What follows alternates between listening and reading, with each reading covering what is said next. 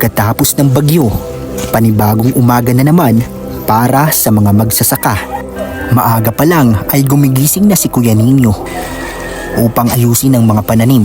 Mga pananim na muling aanihin pagkalipas ng isang taon. Mga pananim na pinya na kadalasang agrikultura at hanap buhay dito sa lugar na ito. Dinaanan man ng bagyo pero patuloy pa rin pabango na tuusbong katulad ng mga pananim na pinya na balang araw ay tutubo. Welcome back to our channel, Papa Franz Vlog Official YouTube channel. And sa ating FB page, DJ Franz Official FB page. Yan, please follow, likes and share po mga kalingap sa ating mga upload sa YouTube at sa Facebook.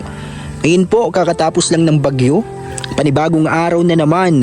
Panibagong umaga na atin hong ipinagpapasalamat. Katulad nito, bagamat marami ang mga na-damage na mga pananim dahil ho sa bagyong Pipito, dahil sa dala nitong sobrang lakas ng hangin po dito sa lugar na ito, pero patuloy pa ring babangon katulad ho ng mga masipag na magsasaka. Dito po sa taniman na to ay muling uusbong ang panibagong tanim na naman po na ating hihintayin ng isang taon. Grabe oh. Na-damage din pala ng ano to oh. Kakatanim pa lang po mga kaibigan, pero ganito na yung ganito na yung nangyari po. Pero ito, itinatayo muli at inaayos para patuloy na lumago pa rin. Yan, sa kabila ho ng mga pinagdaanan nito, katulad ng bagyong dumating. Katulad din ho sa atin mga kaibigan, mga kalinga ba, mga problemang dumarating sa ating buhay, mga pagsubok na ating nararanasan. Sa kabila ng lahat ng ating mga pinagdaanan ay nananatiling matatag at patuloy na bumabangon. Katulad ho ng mga magsasaka na masisipag. Ito po kasi itong ganitong mga bagyo, ito yung mga isa sa mga problemang nararanasan or na-encounter ho ng mga kaibigan nating magsasaka na nakaka-apekto ho sa kanilang mga pananim sa agrikultura. Kaya grabe po. Kaya ito, kita naman po yung kanilang mga ginagawa po dito, yung kanilang pagsusumikap sa buong maghapon kahit na mainit ang panahon, pero ito talagang pinagsisikapan na itanim itong mga saha ng pinya. Tapos si Kuya Nino, yan, tito ni Daniela. Mga ilang piraso Kuya Nino yan, lahat na saha yan, saha mga ganito saha ng pinya, ganyan. Mga ilan? Mga 7,000 yan. Tapos matagal yan bago marami pang pagdadaanan yan. Lalagyan pa ng yung filter, abono, fertilizer. Yan, tapos may mga ini-spray pa dyan yata para pampataba. Yan yung unang ginagawa dyan pagkatapos makuha ito mga ganito. Saan to galing ito mga ganito? Kapag nag-ani, nag-ani, ito yung mga saha, mga parang niya. Yan yung mga tinatanim. Iniisa-isa pala yan. Yan po. Ganyan pala siya. Ito pong mga saha ng pinya kung tawagin. Yan po yung mga pinagsisikapan ng mga magsasaka, ng mga nasa bukid. Yan, halos ilang buwan at taon na naabot ng taon bago yan talaga aanihin. Isang taon. Grabe. Yan po. Pala? 7,000 7,000 na saha itinatanim na yan. Yan? Yung kada isa nito ilan na nagiging bunga niyan minsan pag yung isang niyan? Tigi-isa lang yan? Tigi-isa lang pala yan. At sinatanim naman ulit, tig-isa lang pala ang ano niyan, ano? Kada isa. Isa lang din pala. Ganyan. Ito. Dito po yan sa ano, dito sa lupa na ito na pinapataniman sa kanila ngayon dahil nakausap nila yung nagmamayari nitong lupa na pinayagan sila dito na itanim ito kasama yung lola at lolo ni ni Daniela. Kaya ito dito sila nagtatanim ngayon. Ito may kitang-kita yung mga parang black na plastic. Yan yung dating tinaniman dito ng mga watermelon at melon. Yan mga melon at pakwan. At ito si Kuya Ninyo, siya yung nag-ano dito ngayon. Nung nakaraang araw po dito, yan tinanim din na nila lola ni Daniela. Kasi yung pinakita namin dito yung nagagama sila Lavi Daniela. Yan Ini-isa-isa pala yan dyan. Tapos isa lang din pala ang nito Tinatanong nung iba doon sa mga nag-comment, magkano Kuya Ninyo daw yung yung isang piraso doon, yung pag nagkukuha, pag dinideliver, binibili ng mga galing sa ibang lugar. Saan mga lugar yun? Mga Balintawak, yung mga kumukuha ng yung mga inani. Magkano daw yung isang piraso ng ganun pag binibili sa inyo sa mga magsasaka? Isang 14. 14? Naiba-iba yung presyo? 14. Ang isang piraso. Tapos sila doon pag pinapatungan na nila yon, pinapaano sila yun. Kasi sa ibang lugar kasi mahal talaga ang pinya yung isang piraso. Yung isang piraso lang yun isang buong pinya.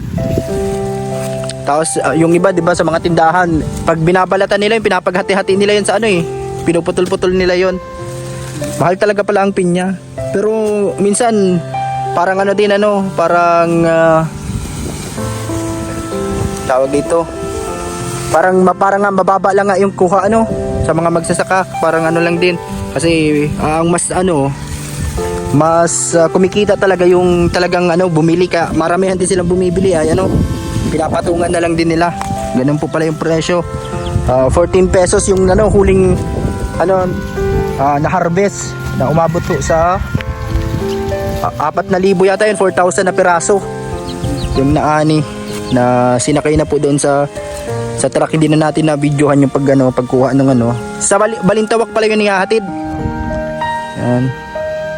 Marami po kasi dito sa lugar na to, ang pinaka hanap buhay po talaga ay pagpipinya. Yan talaga, kahit taon talagang ang hinihintay nila para umani. Talagang talagang pinagsisikapan at kailangang hintayin hanggang sa maani yung pinya po mga kaibigan. Yan dito po yun napakalawak. Marami pa nasaan pa yung mga ibang ito yung mga hindi pa naitatanim. Ito mga saha ng pinya. Galing din pala to sa pinag-anihan ng pinya yung mga ganyan niya. Tapos yan yung itinatanim din. Yan para sa susunod na naman na i-harvest. Yung dati po mga kaibigan, mga kalingap, doon po sa unahan yon, doon sa kabila pa yon, yung tinataniman nila talagang nilalakad pa doon sa unahan pa po, parang bundok. Dito medyo malapit dito sa bahay na tinutuluyan namin doon Tapos ito si Kuya Ninyo. Yung mga taga dito, yan talaga yung hanap buhay dito yung sa pinyahan. Ano mga kadalasan mga nyo dito, mga pinagtatrabahuhan bukod sa pinyahan? Sa nyug sa nyugan. Kasi dito talagang puro mga sa agrikultura, sa mga farming, ganyan, mga pagtatanim. Yan, kung hindi pinya, mga nyug, ganyan yung mga nag-ano sila ng mga nyug. Kasi maraming mga nyug dito, kita nyo yan, sobrang daming nyug. Yan, kaya yun yung dito. Minsan nagagama sila yung mga naglilinis ng mga taniman. Ito marami na itong andun pa pala yung marami pa pala yung Di siguro pag inaubos ito lahat ito paikot ito dito hanggang dito Maganda yan tingnan pag na siya, kapag yung parang nakaano na siya, tumatayo na, tumutubo na masyado. Yan ito kasi bagong tanim lang yung iba dito. Tapos nadaanan po ng bagyo kaya nagkaturumba yung iba. Ano, mabuti at tapos na ngayon yung ano, nakalagpas na yung bagyong Pipito, kaya ito tuloy-tuloy na yung pagtanim dito. Ito yung mga hindi pa naitanim oh. Yan, mga ganito saha. Madami pala yan. Ano, tapos pag-harvest, paano pag nag-harvest niyan ano, kuya ninyo, talagang ano, magamit ka ng gloves, may guantes o gloves. Iniisa-isa. Tapos iniipon-ipon, tapos kukunin ng parahilang kalabaw, yung may kalabaw. Kasi alagay doon sa gilid ng kalsada para pag may nagdating yung truck, mabilis lang makukuha na. Tatamay mo. Oo. Tapos isa ano yun, binibilang pa nila yun sa ano, sa truck bago ilagay sa truck, may lagayan sila. Oo. By piraso na din yun, hindi na sa kilo, piraso na talaga, piraso. Ganyan po pala ang ano dito sa pinyahan. Anong klaseng pinya to? Ito yung ano sabi sa comment, mga formosa ba yan? Ano, mga matamis daw pala yan. Mas matamis yun sa ano. Yung iba kasi minsan dito, yung mga Hawaii na pinya. Yung mga kulay green, yung malalaki ano. Yan, mga ano, ito mga formosa. Formosa na mga pinya. Yan yung pinatanim dito. Yan po. Abuti po at tapos na yung bagyo. At ito, tuloy-tuloy na naman yung pagtatanim dito. And salamat po sa may-ari nitong lupa na ito na tinataniman dito ng pamilya po nila Mama Susan, ni Papa Leonardo, at yan sa family po ni Daniela, ni Labi Daniela. Yan, ito yung hanap buhay talaga dito. Kaya minsan yan, tumutulong din siya sa paggamas at paglinis. Ito hanggang siguro yan dyan, paikot dyan, ay pala ano po dyan hanggang dito, kasi marami pang mga hindi na yan ng ano, pinya.